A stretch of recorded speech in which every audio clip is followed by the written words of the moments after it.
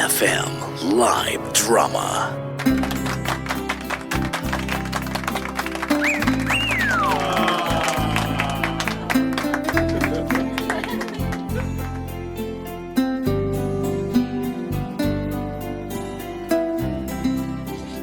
Hello mga idol! Itago niyo na lang po ako sa pangalang Leia. 26 years old, from Caloocan City. Isa po akong registered nurse. At currently, nagtatrabaho ako dito sa isang public hospital sa Quezon City. Meron akong long-time boyfriend na si Jam mga idol. 7 years na kami. At siya yung sumusuporta sa akin para matupad ko yung pangarap ko na maging isang nurse. Ang totoo nga niyan, hinihintay ko na lang talaga na mag-propose sa akin si Jam. Dahil mga idol, wala na akong iba pang gusto, kundi makasama siya sa habang buhay. Maraming salamat po sa pagtanggap ng kwento ko. Muli, ito po si Leia. And I thank you.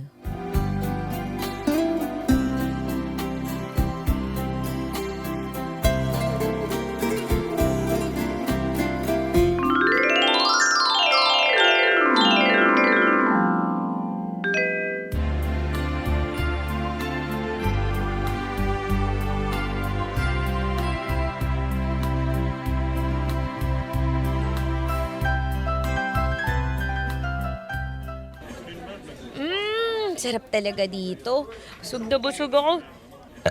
Excuse me. Ay, sarap talaga. Thank you, mahal. Dito mo ako nilibre. Leia, Oh, ayoko na. ayaw mo na? O sige. Ubusin ko na lang yan. Hindi. Ayoko na. Ayaw mo na? O sige. I-take out na lang natin para makain mo mamaya. Sayang, di mo masyadong Leia, ginalaw. makinig ka. Ano ba? Ano ba yun? Ayoko nang ituloy yung relasyon nating dalawa. Ano? Itigil na natin to. Hoy! Ano sasabi mo? Leia. Pagod na ako. Makakipag-iwalay na ako sa'yo. Ha? Teka, may nagawa ba ako? May nasabi ba? Okay naman tayo kahapon na. Nanood pa nga tayo ng sine, di ba? Ano nangyari? Pasensya na, Leia. Hanggang dito na lang. Hoy, Jam, ano ba? Excuse me. Ano ba to? Jam!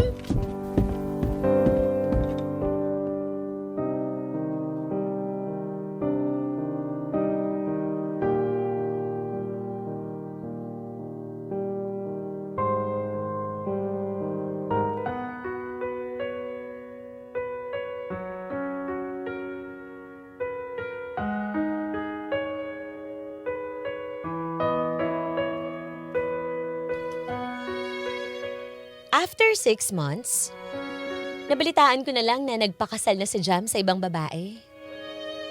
Sa totoo nga lang, hanggang ngayon kumukulo pa rin yung dugo ko sa kanya. Kasi ang tindi ng sakit na iniwan niya sa akin mga idol eh. Kala ko ba gusto niya munang magpahinga? Yun pala, gusto lang pala niyang humanap ng iba. Pare-pareho lang talaga yung mga lalaki, no? Hindi marunong makontento, at puro babaero.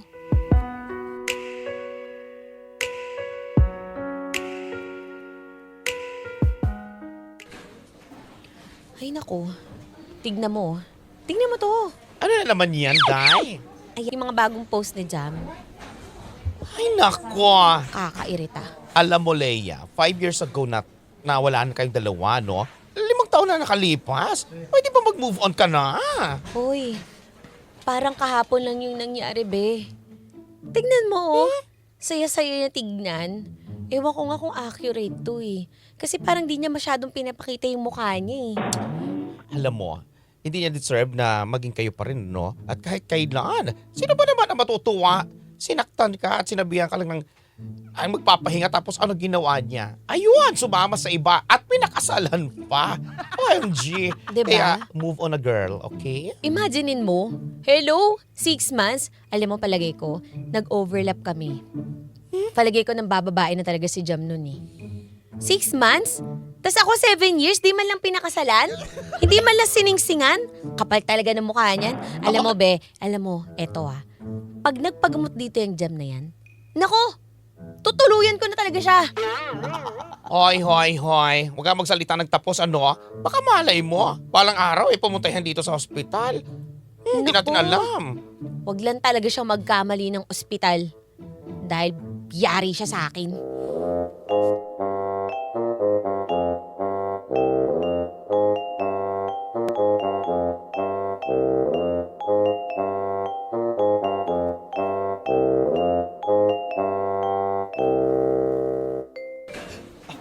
Asa ba yung nurse dito? Tulungan niyo yung anak ko! Emergency lang! Please, tulong! Asa ba yung emergency nurse dito? Tulungan niyo yung anak ko! Bilisan niyo! Tabi! Excuse me! Miss! Ay, sir! Yes, ano pong nangyayari? Tulong! Jam! Ano Leia, nangyari? Leia, tulungan mo yung anak ko! Ha? Tulungan mo yung ligtas mo yung anak ko! Jam, delikado yung nalagay ng anak ko! Ay, wait. Please! Okay, sige. Doon ka muna sa nurse station. Paki-fill out mo yung mga papel. Ikaw na bahala dyan! Doc! Leia! Doc! Tulong!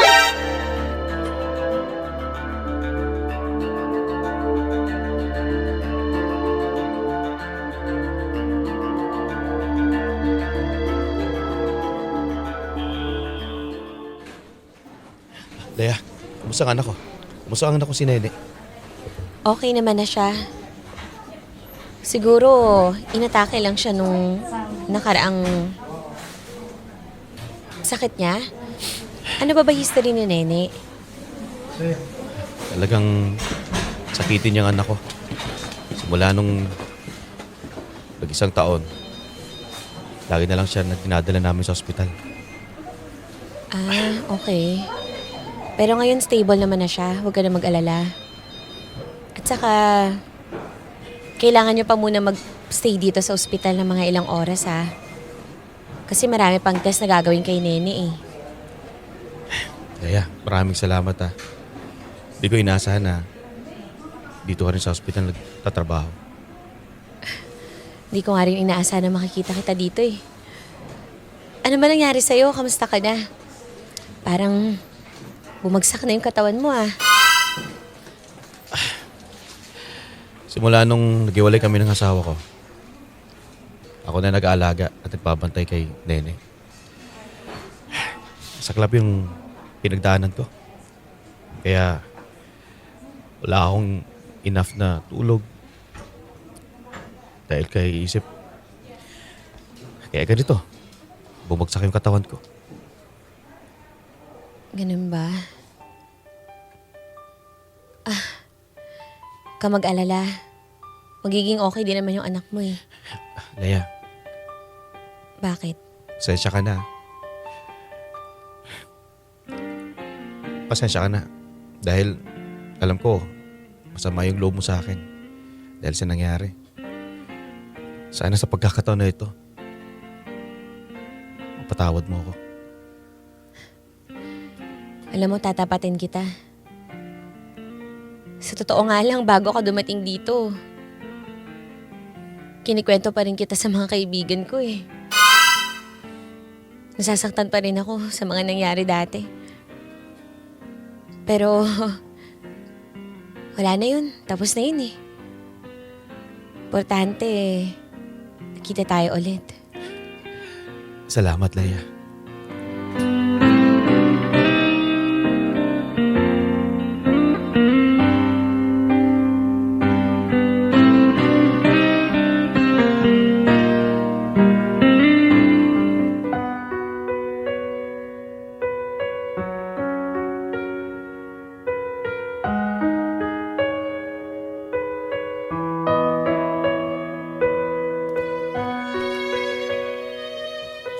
magkita ulit kami ni Jam after 5 years, akala ko galit pa rin yung mananaig sa puso ko, mga idol.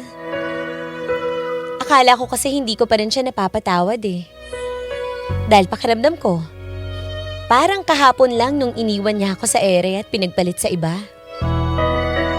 Pero nung nagkita kami, mga idol, bigla agad lumambot yung puso ko sa kanya. Hindi ko nga inaasahan na magiging ganito yung kalagayan niya eh. At magmula nga nun, nagkaroon kami ulit ng communication na Jam. At this time, sinubukan namin magsimula ulit, mga idol.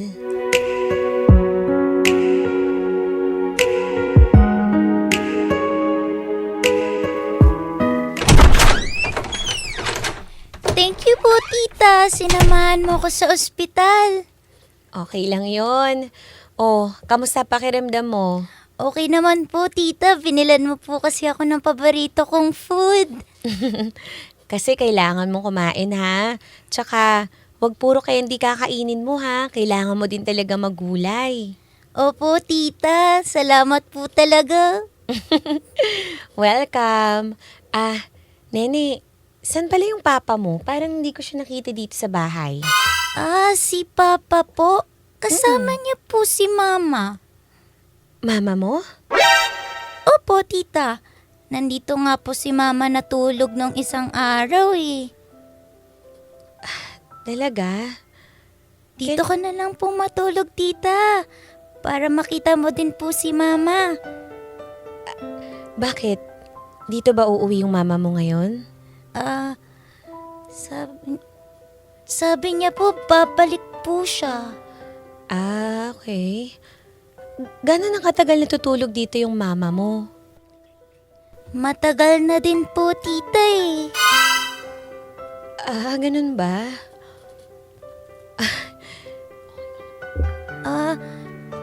Tita, okay ka lang po ba? Okay lang ako. Ganito, nene ha. Punta ka na sa kwarto mo, tapos maligo ka. Kasi galing ka sa ospital eh. Sige na, maligo ka na.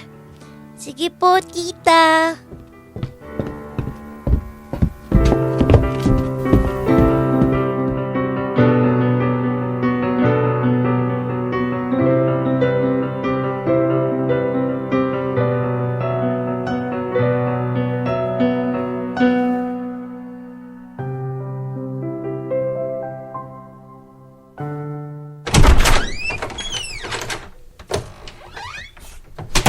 Ayan, dito na ako. Saan ka galing? May pinuntahan lang ako. May pinuntahan? Kinita ko lang yung kaibigan ko. Talaga? Kagabi, sino kasama mo matulog dito? May problema ba tayo, Leia? Hindi ko nga alam eh. May problema ba tayo, Jam?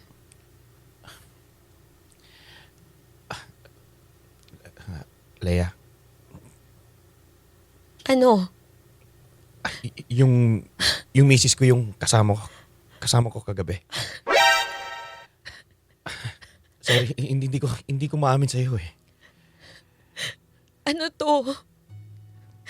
Anong ibig sabihin nun?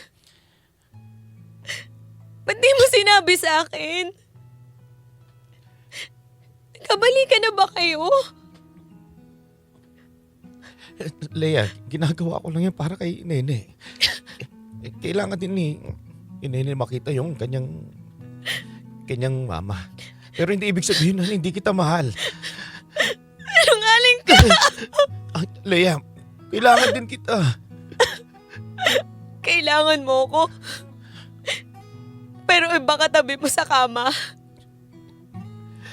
Akala ko ba wala na kayo? At kung nagkabalikan kayo para kay Nene, ano pang ginagawa ko dito? Ano pang silbi ko sa'yo? Jam! Leia, Ginagawa mo na naman akong tanga! Ilang beses mo ba ako lolokohin, ha? beses pa. Iniwan mo na ako dati para sa kanya. Tapos ganyan na naman gagawin mo. Leia, sorry. Patawarin mo ako. Leia, mahal kita. Hindi mo ako mahal. Kailangan mo lang ako. Kasi walang mag-aalaga sa anak mo. Di ba? Di ba? Hindi sa ganun.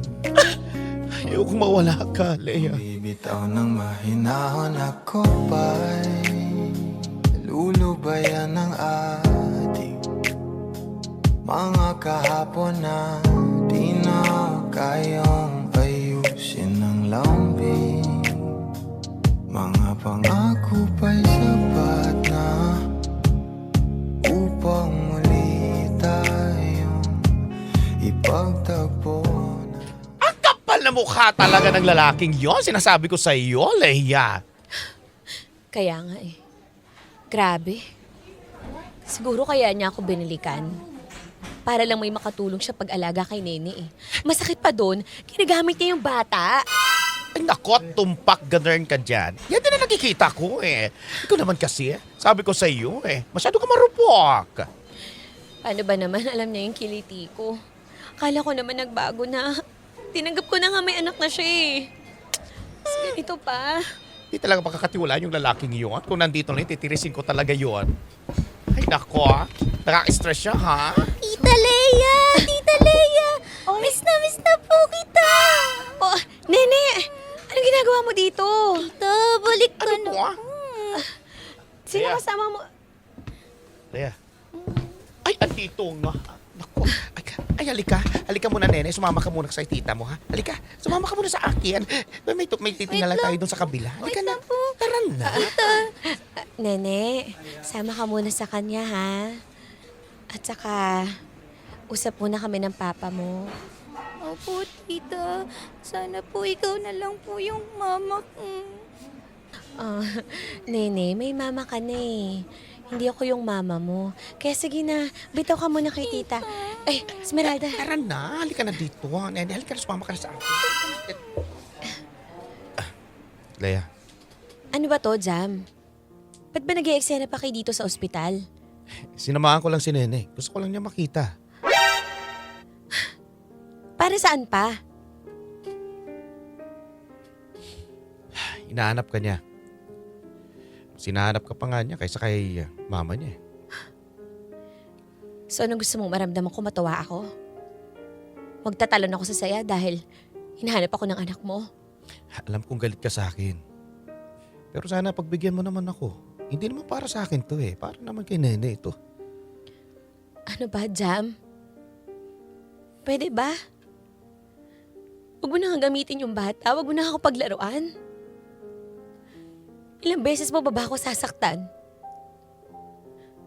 Sa totoo lang ayaw na kita makita. Ayoko na rin mapalapit sa anak mo. Dahil lalo lang ako masasaktan eh. Leia, wala namang kinalaman dito yung bata eh. Please lang.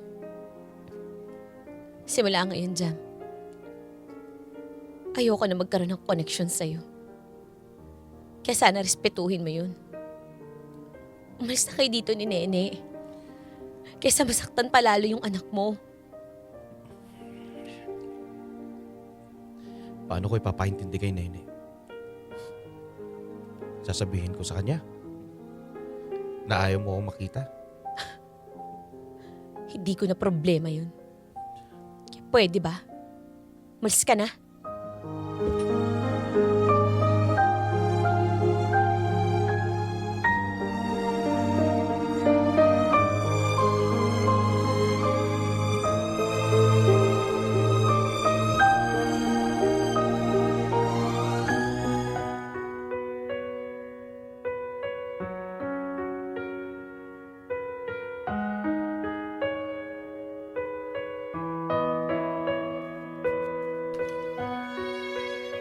Sa pangalawang pagkakataon, Winasak na naman ako ni Jam, mga idol. Sabi nga nila, fool me once, shame on you.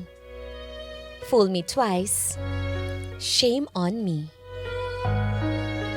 Ngayon nabalitaan ko, nagkabalikan na ulit sila ng ex-wife niya. Alam niyo, pakiramdam ko, ginawa lang talaga akong rebound ni Jam eh.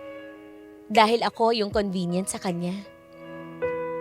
Kaya ngayon, pinapagpatuloy ko na lang yung buhay ko, mga idol. Pinipilit ko na lang na burahin siya sa sistema ko. At ngayon, pumasok na ako ngayon sa med school. Alam ko naman na magkakaroon ulit ako ng bagong love life. Pero for now, gusto ko munang buuin yung sarili ko at ibigay lahat ng pagmamahal para naman sa sarili ko. Maraming salamat po sa pagtanggap ng kwento ko. Muli ito si Leia. Gumagalang. Mga idol, may kwento ka bang gustong ilabas? Saya man o sakit? May handang makinig. I-chat mo lang kami sa Facebook page 93.9 IFM Manila para bigyang buhay dito sa IFM. Dahil ang kwento ng idol, maririnig ko na yarn. Hindi lang sa radyo. Ang IFM live drama ay nasa Spotify na rin. Available din sa YouTube at Facebook.